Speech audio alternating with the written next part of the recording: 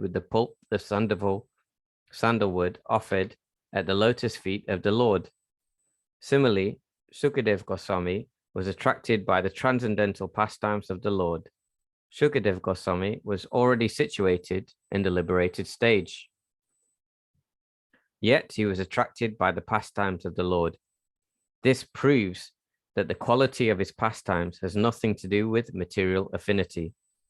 Similarly, the young cowherd damsels were attracted by the bodily features of the Lord, and Rukmini was attracted by hearing about the glories of the Lord. Lord Krishna attracts even the mind of the goddess of fortune. He attracts, in special cases, the minds of all young girls. He attracts the minds of the elderly ladies by paternal affection.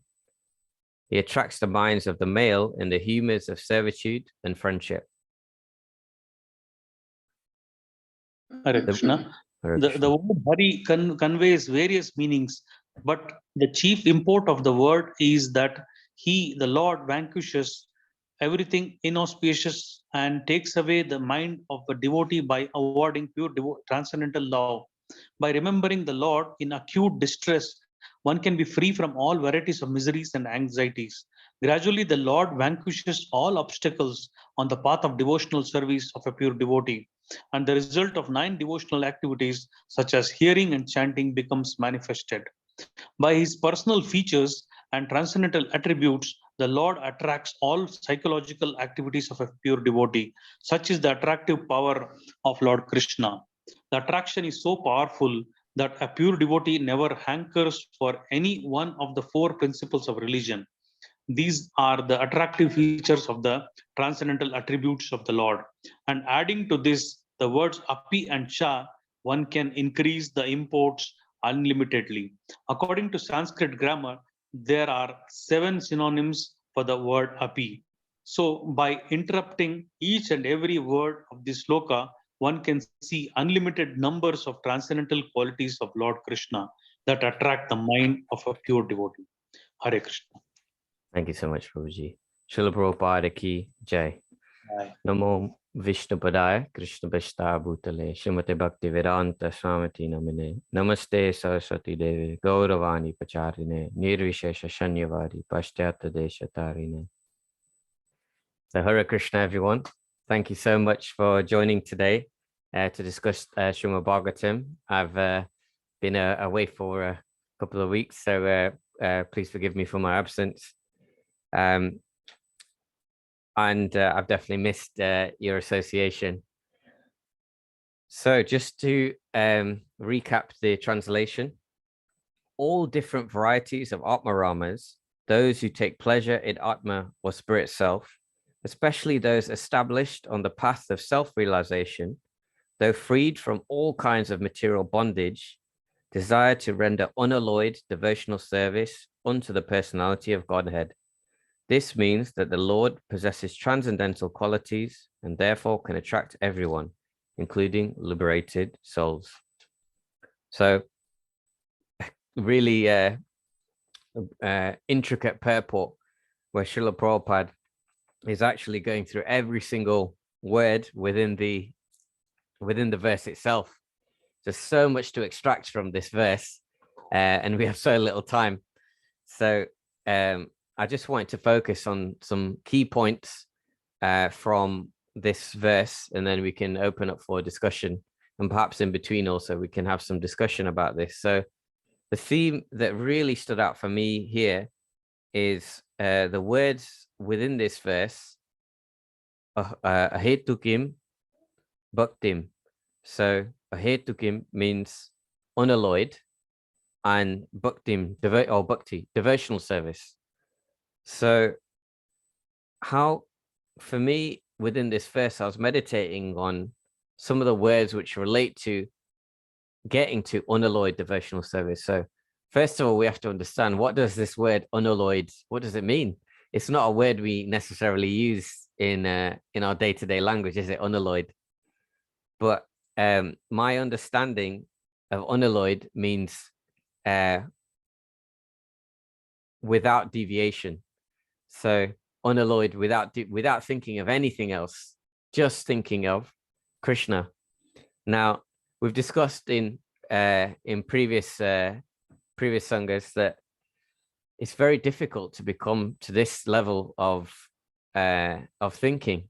I can myself only speak from in fact from a theoretical place, because I also am definitely not performing unalloyed devotion. But how can we rise to this platform? What is the process, and how does it relate to this verse in terms of unalloyed devotion? So I wanted to talk first about how we come into bhakti in relation to this verse, and how people perceive bhakti initially and how they can rise. Then slowly they rise beyond that and start really practicing bhakti, realizing what the purpose of life is. And then slowly from that position, rising to unalloyed devotion. And there's a few clues within the verse of how to reach this position. And particularly, I want to explore a couple of particular Sanskrit words which have been described in this verse. So first step is that everyone in this world, in this material world, is looking for some kind of happiness. In fact, I was listening to a class the other day by a Prabhupada disciple, and he was explaining how he was sat in a class once with Srila Prabhupada, and there were very few devotees there. And Srila Prabhupada said to the devotees there, he said, "Don't you want to be happy?" And the devotees, being quite new at that point, they didn't want to get the answer wrong. So they looked at each other and they thought, okay, if we say no or yes, we have a 50-50 chance of getting the answer right here. So maybe better to stay quiet. And then Srila Prabhupada asked again, "Don't you want to be happy?" And then again, they just stayed quiet. And then finally, Prabhupada asked again, don't you want to be happy? And then one devotee rose his hand and he said, yes, Prabhupada. He said, yes, exactly. See, you do want to be happy. So, but we look at this material world, and sometimes I'm sure many of you involved in preaching and book distribution, or even just speaking to family members or people that you come across who may not be practicing Krishna consciousness. And on the outside, they'll look at people practicing Krishna consciousness and they'll say, okay, you guys, you believe in a God that you cannot see. And these other, you believe that there's a controller of this universe who has 4 heads, who sits on a lotus and rides on a swan. And then another, you also believe in another character who has a 3rd eye and covers himself with ash and sometimes wears snakes and rides a bull himself. And you believe in all of this, and then you go on the street and you're dancing and you're singing and you wear weird decorations on your head, and so you guys are crazy. And so they may say things like this on the outside world looking in. But then we examine the behaviors of people who aren't practicing Krishna consciousness, and we can see that their idea of happiness is people go crazy over it. I myself, I don't watch television, I don't own a TV, and I'm not so up to date with sports. So sometimes people will say, "Oh, did you watch the football?" And in England, people are crazy about football. Or other sports, maybe even golf, or the time of Wimbledon was recently, they go crazy over tennis. And so these people, they call us crazy, but they are so excited and see that the ultimate goal of life is to enjoy watching another person kick a ball with his feet, or hit a ball with a bat, or throw a ball with his hands. And then they'll get so excited over something mundane like this that they'll even paint they'll put paintings on their faces to the colors of their team. And then they'll also be worshiping those teams, and they'll be singing about them. They'll be chanting. A big popular team in England is Manchester United, and they'll be singing Man United, Man United. You'll see they'll make up many, many songs, devotional songs of their football team, or devotional songs of their country. So this is the way that the modern society is conditioned to behave. And we can see here that actually the tendency is to want to worship and find happiness. But the thing is, if they don't find happiness from a spiritual place, they will look for something within the material energy to find this happiness. And this is explained nicely within the Bhagavad Gita, almost right at the beginning. Dayato Vishayan Pumsha Sangasteshu Bhajayate Sangat Sanjaya Kamaha Kamakrodo Bijayate. So while contemplating the objects of the senses, a person develops attachment for them. And from such attachment, lust develops. And from lust, anger arises. So we can see here that Krishna is explaining that this is the material concept of life, that people are looking to enjoy the objects of the senses in some way. So when people aren't spiritually happy, they'll seek some kind of material happiness. This is the natural tendency. For example, they'll go shopping. So they'll go to the mall and they'll view various different things, shopping mall, and they'll see something that they want, and they'll think, oh, I want this item. And then lust will arise. And this is what Krishna is saying in the second chapter. So contemplating, either thinking about the objects of the senses or even physically seeing them. Or maybe someone will see a nice item in a shop. Maybe they'll see a nice expensive jacket and they'll think about it, thinking, oh, imagine I have this jacket. I will enjoy this jacket. And people will admire me for having this nice clothing. And so while contemplating the objects of the senses, a person starts imagining having that item. So a person develops attachment for this. And from such attachment, lust develops. So they'll want it. And sometimes they'll get this item. But the thing is, when you get something that you want and you enjoy it, because the material energy is very limited, it's not unlike the spirit, unlike Krishna, is unlimited. Material energy is limited. So the enjoyment we can get from this is very limited. So we'll get a little bit of happiness from getting something material. And so then we'll want more, because just getting a little bit is not enough. But we can never really have enough. The senses can never really be satisfied. So from there, greed arises. We just want more and more. From there, anger arises, krodh. And from there, a person goes into illusion. So this is the nature of the material energy, which we're trying to escape. And we can see here actually that although people are looking for the right thing, they're looking for happiness, what they're actually getting is just temporary pleasure. And there's a difference. Although we are all pleasure seekers, we're looking for unlimited pleasure, the reservoir pleasure, Rama, the reservoir pleasure, versus, and this is everlasting. So in one sense, this is true happiness. But instead, people are looking for quick fixes. And everything in this material world, people want very quickly. We're conditioned to think that everything should happen now. So like I said, people will look at practitioners of Krishna consciousness, as I once did also as well, and think those people are crazy. But actually, when we examine the activities of people and their material activities, going crazy over many mundane things, we can see that perhaps their behavior is actually crazy. I remember when I first came to Krishna consciousness, and I was living with a devotee, and we had a whiteboard we put this up in the kitchen, and the devotee encouraged us to write quotes that we found inspirational. And I can't remember much of what I wrote, but I always remember a quote what this devotee wrote.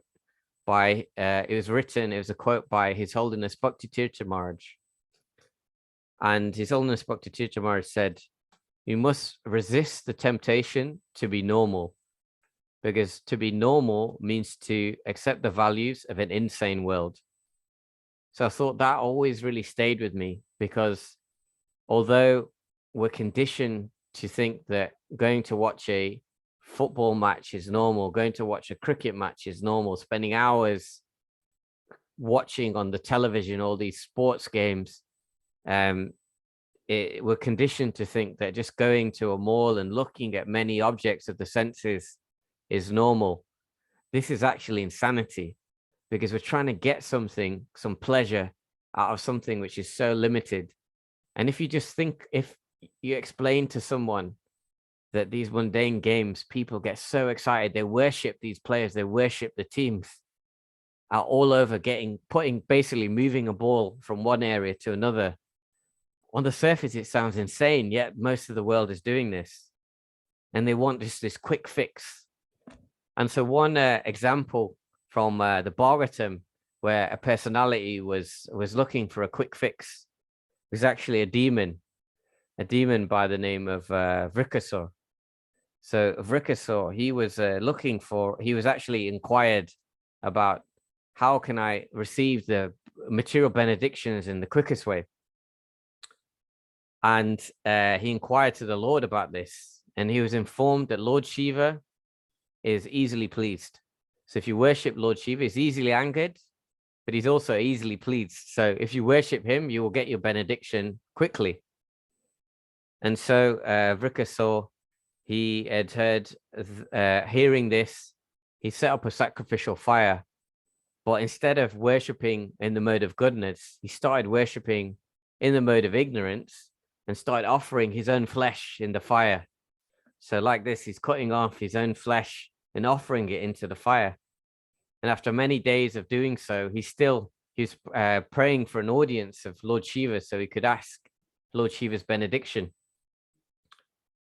But Lord Shiva didn't come.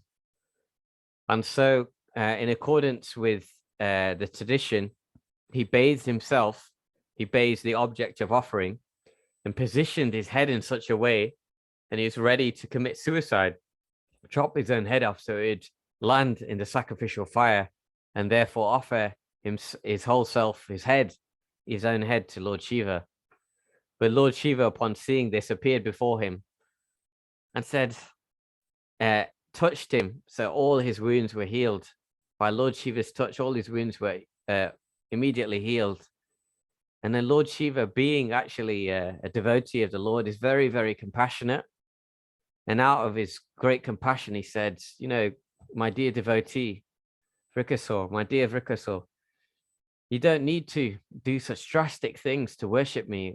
I mean, even just some water I will accept, some holy water from the Ganga.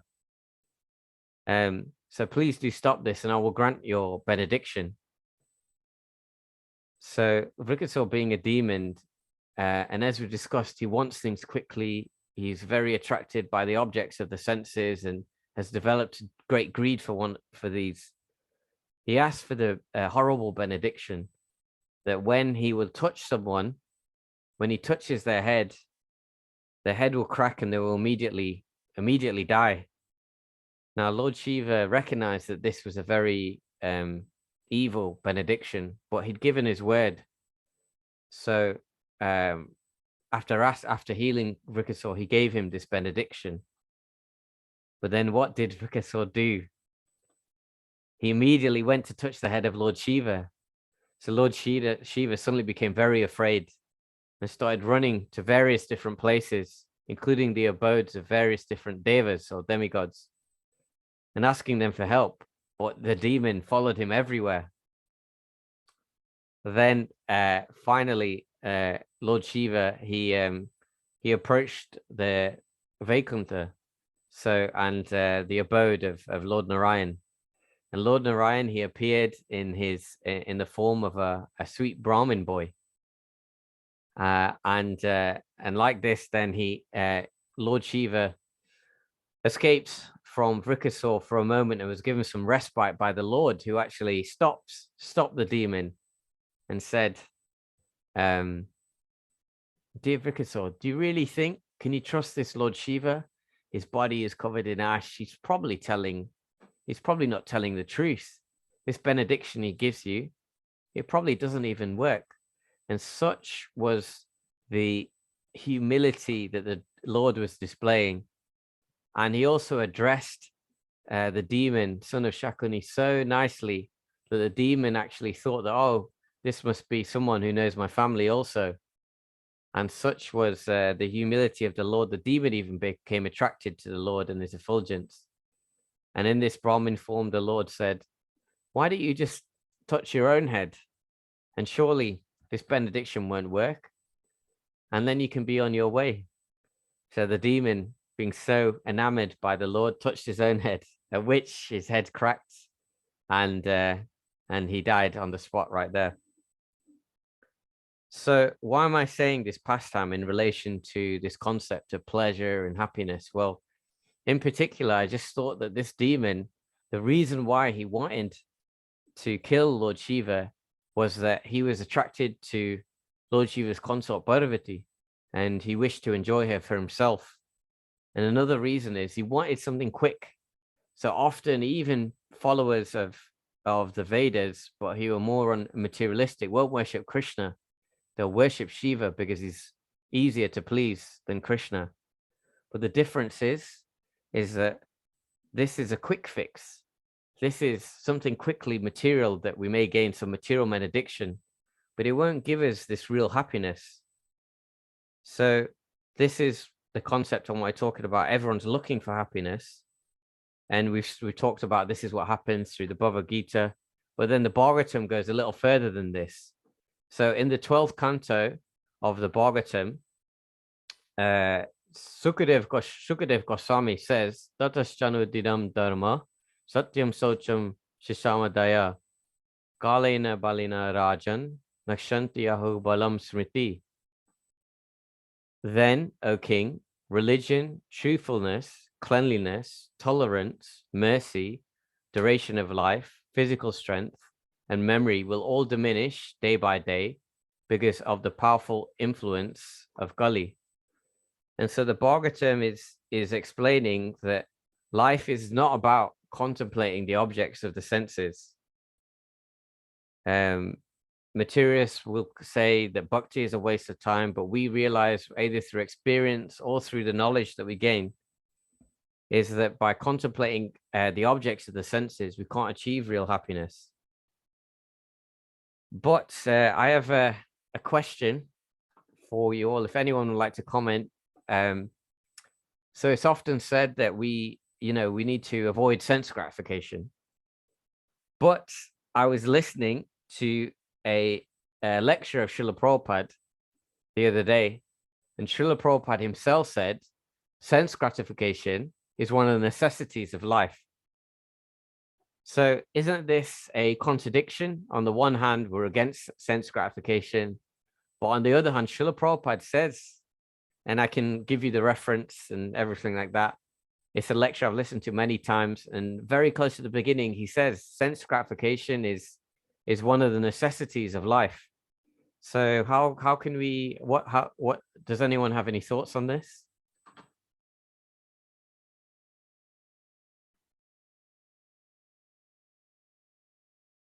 Arya Govinda Prabhu? Yes, Prabhu, we have to try and please the transcendental senses of the Lord. Mm-hmm. That way, when we watering the roots of the plant, when all the leaves are nourished. So similarly, all our senses are also will be pleased when we please the transcendental senses of the Lord. That is okay, Prabhu. Yeah, thank you so much, Arya Govinda Prabhu. So Arya Govinda Prabhu is saying that by pleasing the senses of the Lord, also senses automatically become purified. So yes, very nice, Prabhuji. But I'm saying that practically speaking, when you come to Krishna consciousness, I know I'll speak for myself, that also even at this, where I'm at right now, is that occasionally, we'll see something material and we'll think, oh, wouldn't it be nice maybe if I had that? Or we'll appreciate something material. So this isn't, I'm not asking anyone to share here, but as a personal reflective exercise, I would like to say that if everyone could at some point think about, is there times when I contemplate the objects of the senses? Perhaps maybe we'll go to a relative's or a friend's house or an acquaintance's house, and they may have a beautiful home, and we may think, imagine if I had a home such as this. It's so nice, and perhaps I would like to live there. Or perhaps we'll see someone who's, maybe it's more subtle. Maybe we see someone who's very popular, and we'll think, oh, would it be nice if I was so popular and I received so much adoration from people? So in this way, actually, we can see that. So Prabhupada went on to explain in the lecture is that we all are in need of sense gratification to some degree. We come to Krishna consciousness with a certain level of material sense gratification. But as Arya Govinda Prabhu rightly said, we try and satisfy the senses of the Lord. And by doing that, but also understand that perhaps the point I'm trying to get across is it's important to understand where we are at. And although we don't increase, so we don't go after the objects of sense gratification, we understand where we're at. And gradually, Prabhupada explains, we don't increase the sense gratification. We understand where we're at, and gradually we can decrease. So, for example, if we have a desire for honor, and we like the appreciation, we tend to enjoy people glorifying us. It's actually said in one of the scriptures. I was listening to a lecture that honor is like poison, and dishonor is like nectar. And this, I believe, is in a Manusmriti. So it's I can imagine that all of us, to some degree, like being praised. It feels nice, right? But here it's saying that honor is like poison, and dishonor is actually like nectar. So I was thinking about this and how this is beneficial for a practitioner of Krishna consciousness. Is that when we're honored, if we can think of it that actually the person is just seeing the good qualities in Krishna, that's great. But often we can take it to think that I am great. I know that speaks for myself, that sometimes we can take this honor and think, oh, I must be someone special. Whereas when we're dishonored, it can be hurtful sometimes, but at the same time, it's disconnecting us from this concept that the false ego, and feeding the false ego. So this is why. So we've come to the point of the purpose of life, but I wanted to discuss the concepts that actually perhaps when we're practicing Krishna consciousness, but we're not practicing on the level of in this verse, it's used this word ahetukim bhaktim, so unalloyed. So how can we get to this level of unalloyed practice of Krishna consciousness? So in the Bhakti Rasamrita Sindhu, actually, there's a beautiful verse often quoted: Anabilashita shanyam jnana karmadi anavritam anukulyena krishnanu shilanam bhakti uttama. So uttama bhakti, or unalloyed devotion unto the Supreme Personality of Godhead, Sri Krishna, involves rendering devotional service in a way that is favorable to the Lord. This devotional service should be free from any extraneous motive and devoid of fruited karma, impersonal jnana, and all of the selfish desires. Now, I don't know about all of you, but I know for myself, every time I practice Krishna consciousness, whether it's chanting, whether it's offering to the deities, whether it's reading Srimad Bhagavatam, I cannot say 100%, 100% that it's unalloyed devotional service. And in this verse, it's saying that this is what it means to practice unalloyed devotional service. So how can we get to this level? It seems so far away, definitely for myself. But thankfully, we have the Srimad Bhagavatam. And before we close, there's two words that I'd like to focus on within this very verse, which give a clue to how we can achieve this ahetum bhaktim, this unalloyed devotional service. So the first word within the verse, so sutta vacha atmaramascha munayo. So munayaha means sages, technically, but Sanskrit is such an amazing language that each word often has various different meanings. And in the purport, Srila Prabhupada nicely explains the word munaya refers to those who are thoughtful, those who are grave and silent, ascetics, the persistent, mendicants, sages, and saints. So 7 meanings for one word. And within this is lots of tips on how to achieve this perfection and become munio, become a sage. And this is first being thoughtful. So in our practice of day-to-day life, in our practice of bhakti especially, but even bhakti isn't just what we do in the morning or sadhana, it is what we do moment by moment. So when we speak to people, are we doing it thoughtfully? Are we thinking about how our words relate to what Krishna says in the Bhagavad Gita and the 4 austerities of speech?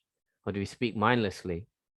Are we going day by day or actually being thoughtful about how I can slightly tweak my actions so I become closer and closer to the Lord? 2, those who are grave and silent. So in the Nectar of Instruction, it says that one is controlled the needs of the tongue, belly, and genitals, is qualified to make disciples of the whole world. And sometimes do we find that we have the urge to speak too much? And can we practice being grave and silent at certain times? And I was thinking about this and thinking that sometimes Krishna consciousness, we can be alone at various moments. You know, we may be required to be alone. It says that, you know, here, those who are grave and silent. But we needn't be lonely as long as we feel that connection to the Lord. But it does require for us to be thoughtful, to be grave and silent. It does require at times for us to be alone and reflect on where we are in our Krishna consciousness. Aesthetics. So this refers to people who live simply. So gradually, as I've said, that we're told to be Trinada Pisanichana, Tarora Pisishtana, Mandina Mandadana, Kirtanya Sadahi, humble as a blade of grass, tolerant as a tree. But this tolerance doesn't just refer to people doing things to us. It also refers to tolerating the urges of the senses and the voice of the mind. So we have to sometimes tolerate our mind. And as we discussed, often our senses become agitated, often so much. I mean, in this age of Kali, we become agitated by so many little things, don't we? Someone can say something to us and our false ego suddenly becomes touched and we want to attack them or make some comment back. And can we just tolerate this? The persistent. So many of us here have been practicing Krishna consciousness for many, many years. And we could say that Hetam Bhaktim, I'm still not there. Unalloyed devotional service still evades me. But unlike benedictions from some of the devas, unlike these quick material pleasures, bhakti isn't cheap. It doesn't come so quickly necessarily. But if we persistently practice the 9 processes of devotional service, we have this persistence, we keep going, consistency, day after day, month after month, year after year. And in addition, we're thoughtful. So we're continually adjusting our practice of Krishna consciousness. We're not just doing the same thing over and over again. It's mentioned, I'm not sure if it's a false quotation, but Einstein is often quoted as saying that the definition of insanity is doing the same thing over and over again and expecting a different result. So instead, muniyaha, be thoughtful in our practice of Krishna consciousness. And through this practice of muniyaha, we can become muniyo, which is a sage. And then the other word within this verse I wanted to refer to is so nigranta api ukrame. So nigranta. So in the purport here, Srila Prabhupada describes this word nigranta conveys these ideas: one who is liberated from nescience, and one who has no connection with scriptural injunction, or who is freed from the obligation of rules and regulations mentioned in the revealed scriptures like ethics, Vedas, philosophy, psychology, and metaphysics. A capitalist and one who is penniless. So what does this verse reveal? What does this word reveal to us? One who is liberated from nescience. So how can we do this? Is one, reduce our exposure to material science so much. We're often told that the modern scientists are often deride the Vedic science, yet they have so many anomalies. And instead, can we immerse ourselves in the science of Krishna consciousness? And slowly, our consciousness, our intelligence will be purified just by discussing Srimad Bhagavatam, inquiring submissively, but constantly hearing the science of Krishna consciousness. Slowly, our material ways of thinking will slowly reduce. Often I've found, and I'll speak for myself here, that even though one may be in Krishna consciousness and one may be in the science of practice, sort of conversant with the science of the Bhagavad Gita and Srimad Bhagavatam, such is our conditioning that actually if we're thoughtful, Munir, we're thoughtful, we can actually see in little ways how we're still conditioned to think materially. We may think, oh, I'm practicing Krishna consciousness, but I still need to chase after money, and I still need to open up a business or earn X amount of money, and then I can practice Krishna consciousness perfectly. And thinking that we need to have a perfect material situation before we can advance in Krishna consciousness. But this is a materialistic way of thinking. So perhaps we think like this. I know for myself, those thoughts creep in that maybe I just need to focus on dharma and artha. But in this very purport, Nigranta, Srila Prabhupada is saying rules and regulations, Vedas, philosophy, and metaphysics. In other words, the fools, illiterate urchins, etc., who have no connection with regulative principles. Later in the purport, Prabhupada also talks about how one who becomes advanced in Krishna consciousness becomes free from these 4 principles mentioned in the Vedas. So of artha, kama, dharma, moksha, like this. And slowly, through Nigranta, we follow the rules and regulations of bhakti so that we can advance in Krishna consciousness, and then we can become freed from the rules and regulations of the Vedas. Because one who is advanced in Krishna consciousness automatically does not need to follow by such rules and regulations. One who is advanced in Krishna consciousness won't be so attracted to, for example, meat eating, won't be so attracted to, will have no interest in intoxication, because in accordance with this purport here, one who has achieved ahaitam bhaktim, the taste for this is so much greater than anything material. Once achieved this unalloyed devotional service, all these lower tastes, they have no interest to this person. So there's so much more that we can say on this amazing verse, an amazing purport by Srila Prabhupada. But just to summarize, we talked about this process, this ahaitam bhaktim, this concept of unalloyed devotion, and how before people come to Krishna consciousness, they may think that Vedic philosophy is very strange. I've heard even people say, oh, this is just fairy stories. This is just make-believe. This is just fantasy. But yet we can see in the material world that they're obviously in illusion by being enamored and getting so much happiness and even worshipping so many material things. And we discussed how in the Bhagavad Gita, the concept of this, how people are, if they can't find happiness spiritually, they will look for it for the objects of the senses in the material sense. But then we talked about how we can understand the purpose of life and how sense gratification is still a necessity at material sense gratification, but we need to understand what is our level and how we can gradually reduce this.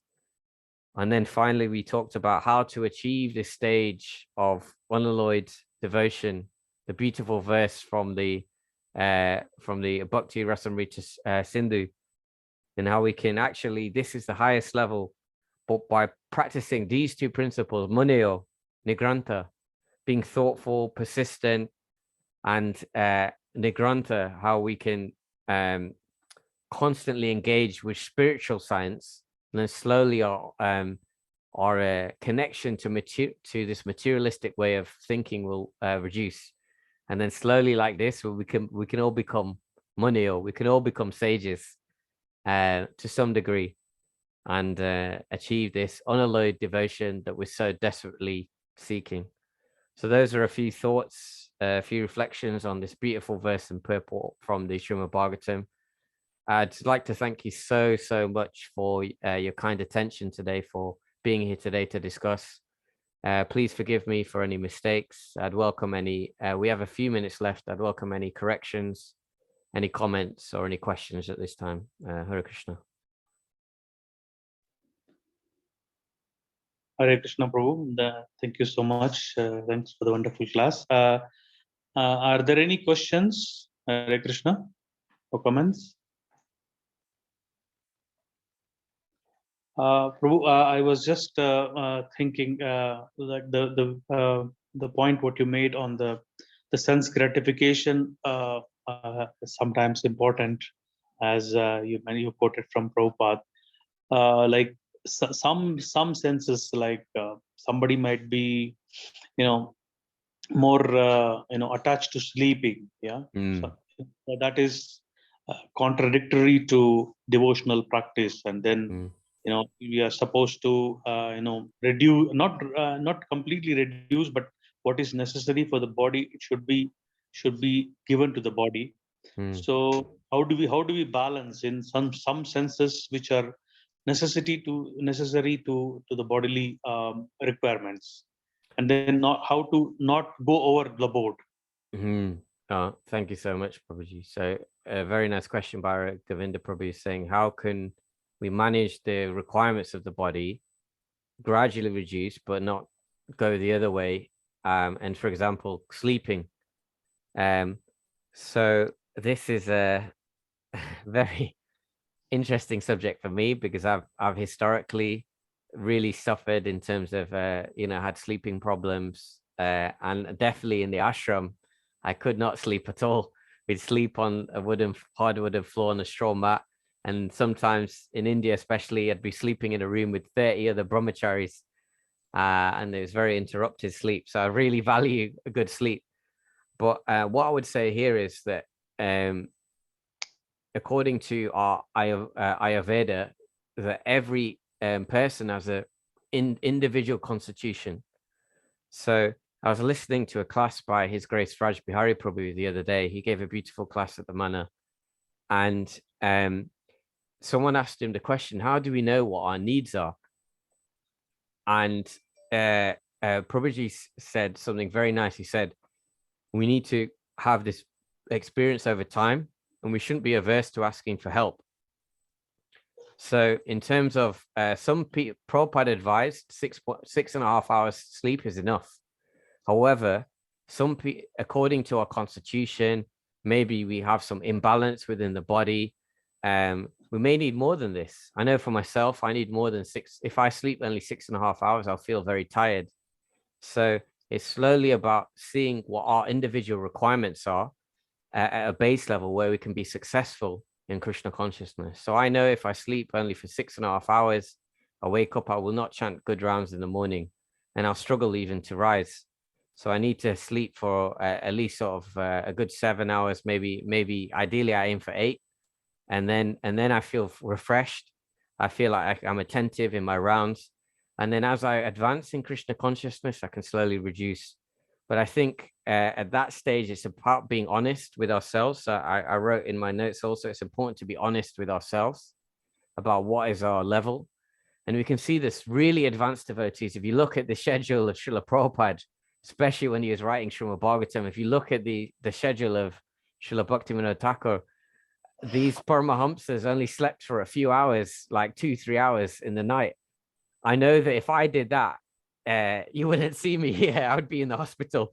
So it's important to recognize that if I only slept for 3 hours a night for months on end, I would definitely be in the hospital. But these these elevated devotees are beyond the material conception of life, beyond the bodily conception. So it's important to understand exactly where we are at, and maybe even ask for some consultation, some advice, which is bona fide.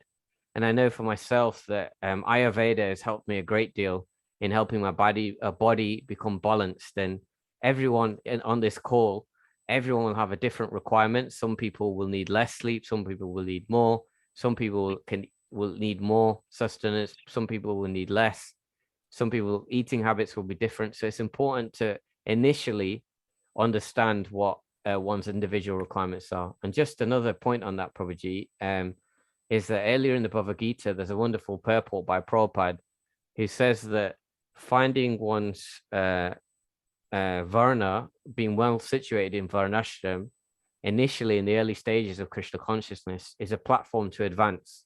So once one becomes advanced, then varnashram, as you well know, becomes redundant. But until one is advanced, one needs to be well situated. So like this also, whether it's one's occupation and activities, or whether it's one's activities in terms of sense gratification, it needs to be tailored to the individual initially until one advances, and that will then help one advance in Krishna consciousness.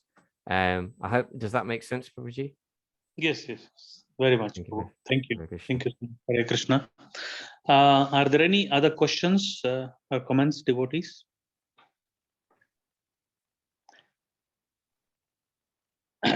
Yeah, I think it was a very long purport, and then a lot of information was there in the purport itself.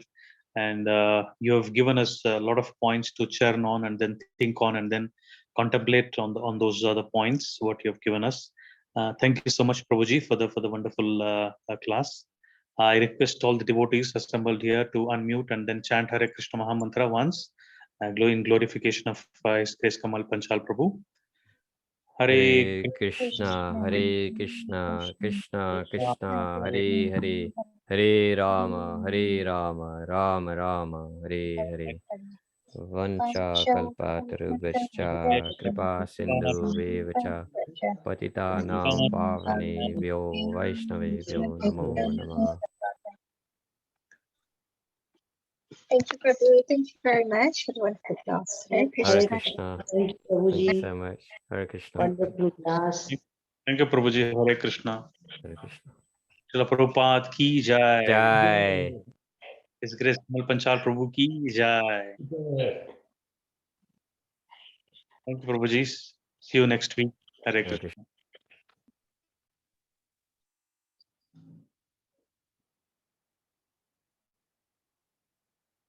Thank you, Shashwin. Hare Krishna. Thank you, Prabhuji. Hare Krishna.